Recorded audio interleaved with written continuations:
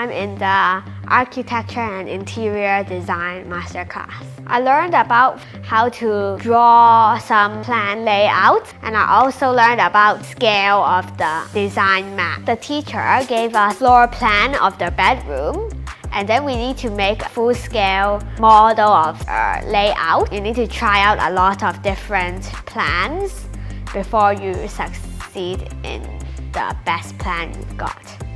I think it requires you to be very creative, and you also need to know math. Here at Own Academy, I think we work with different digital technology to do our artwork. They use a lot of different materials. For example, I showed you that fabric right there. I don't have that at school because school only allows me to use actual art supplies to make like artwork, things that I can actually feel, some other stuff too.